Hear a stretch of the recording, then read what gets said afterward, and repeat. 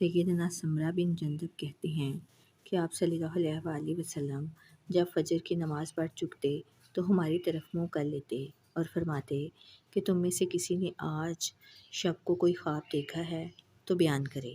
سیدنا سمرہ کہتے ہیں کہ اگر کسی نے کوئی خواب دیکھا ہوتا تو وہ اسے بیان کر دیتا، پھر جو کچھ اللہ چاہتا آپ صلی اللہ علیہ وآلہ وسلم اس کی تعبیر بیان فرماتے۔ بس اسی دستور کے موافق ایک دن آپ صلی اللہ علیہ وآلہ وسلم نے ہم سے دریافت فرمایا کہ تم میں سے کسی نے کوئی خواب دیکھا ہے؟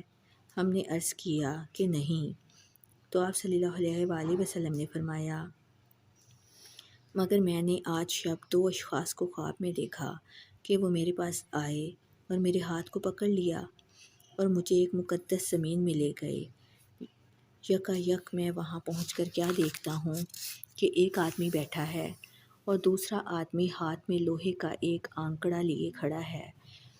وہ اسے اس بیٹھے ہوئے آدمی کے منہ میں داخل کرتا ہے، یہاں تک کہ اس کی گدی تک پہنچ جاتا ہے، تو اس سے ایک طرف کا جبڑا پھاڑ دیتا ہے اور اس کے بعد دوسرے جبڑے کے ساتھ بھی ایسا ہی کرتا ہے اور اس کا وہ جبڑا منجمد ہو جاتا ہے۔ پھر دوبارہ وہ ایسا ہی کرتا ہے۔ تو میں نے پوچھا کہ یہ کیا بات ہے؟ تو ان دونوں نے مجھے جواب دیا کہ آگے چلیے، یہاں تک کہ ہم ایک ایسے شخص کے پاس پہنچے کہ وہ چت لیٹا ہوا تھا اور ایک شخص اس کے سرہانے ایک چھوٹا یا بڑا پتھر لیے ہوئے کھڑا تھا۔ بس وہ اس پتھر سے اس لیٹے ہوئے آدمی کے سر کو پھوڑتا تھا۔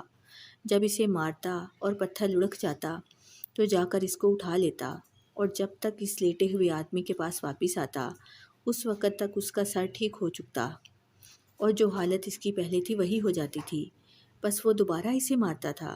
میں نے پوچھا یہ کیا ہے؟ تو ان دونوں نے مجھ سے کہا کہ آگے چلیے۔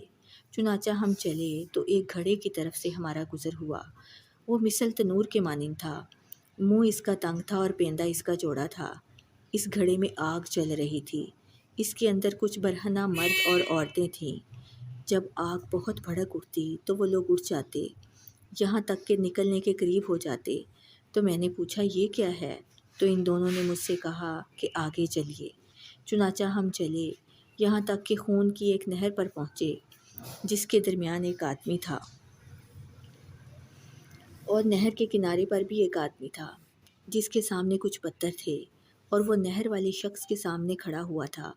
بس جب وہ اس نہر سے باہر نکلنا چاہتا تو یہ شخص ایک پتھر اس کے منہ میں کھینچ کر مارتا تو وہ جہاں تھا وہیں واپس ہو جاتا تھا۔ میں نے پوچھا کہ یہ کیا ہے؟ تو ان دونوں نے مجھ سے کہا کہ آگے چلیے۔ چنانچہ ہم چلے، یہاں تک کہ ایک نہایت شاداب اور سرسبز باغیچہ میں پہنچے۔ اس میں ایک بڑا سا درخت لگا ہوا تھا، اس کی جڑ کے پاس ایک بوڑھے آدمی اور کچھ بچے بیٹھے ہوئے تھے۔ یکا یک میں کیا دیکھتا ہوں کہ درخت کے قریب ایک آدمی ہے جس کے سامنے کچھ آگ ہے، وہ اسے روشن کر رہا ہے۔ پھر وہ دونوں مجھے اس درخت پر چڑھا لے گئے۔ اس درخت کے اندر ایک گھر تھا، اس میں مجھے داخل کیا۔ میں نے کبھی اس سے عمدہ اور شاندار مکان نہیں دیکھا تھا۔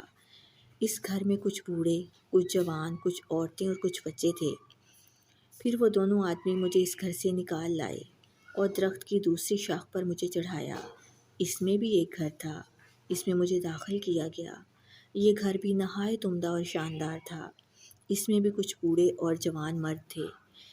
جب میں یہ سب کچھ دیکھ چکا تو میں نے ان دونوں سے پوچھا کہ تم نے مجھے رات بھر گشت کروایا، اب بتاؤ کہ میں نے جو کچھ دیکھا اس کی حقیقت کیا ہے؟ تو انہوں نے جواب دیا کہ ہاں، ہم بتاتے ہیں۔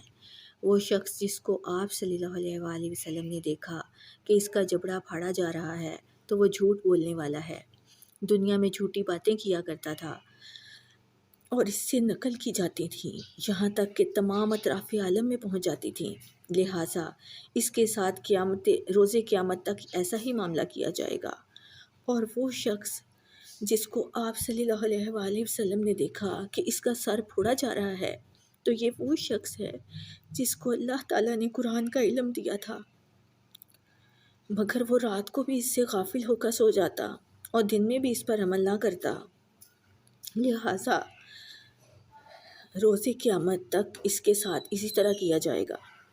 اور وہ لوگ جنہیں آپ صلی اللہ علیہ وآلہ وسلم نے گھڑے میں دیکھا تو وہ زناکار لوگ ہیں، اور وہ شخص جس کو آپ صلی اللہ علیہ وآلہ وسلم نے نہر میں دیکھا سود خور ہے۔ اور وہ بوڑھے صاحب جو درخت کی جڑ کے پاس بیٹھے ہوئے تھے ابراہیم علیہ السلام تھے، اور چھوٹے بچے جو ان کے گرد تھے وہ لوگوں کے بچے ہیں جو قبل از بلوغت فوت ہو گئے تھے۔ اور وہ شخص جو آگ روشن کر رہا تھا مالک فرشتہ تھا جو دوزخ کا داروغہ ہے، اور وہ پہلا مکان جس میں آپ صلی اللہ علیہ وآلہ وسلم تشریف لے گئے تھے عام مسلمانوں کا گھر ہے، اور دوسرا گھر شہیدوں کا ہے، اور میں جبرائیل ہوں اور یہ میکائیل ہے، اور آپ صلی اللہ علیہ وآلہ وسلم اپنا سر اٹھائیے۔ میں نے سر اٹھایا تو یکا یک کیا دیکھتا ہوں کہ میرے اوپر بادل کے مانند کوئی چیز ہے۔ انہوں نے بتایا کہ یہ آپ صلی اللہ علیہ وآلہ وسلم کا مقام ہے۔ میں نے کہا کہ مجھے اپنے مقام میں داخل ہونے دو، تو ان دونوں نے کہا کہ ابھی کچھ عمر آپ صلی اللہ علیہ وآلہ وسلم کی باقی ہے، جسے آپ صلی اللہ علیہ وآلہ وسلم نے پورا نہیں کیا۔ اگر آپ صلی اللہ علیہ وآلہ وسلم اسے پورا کر چکے ہوتے تو اپنے مقام میں جا سکتے تھے۔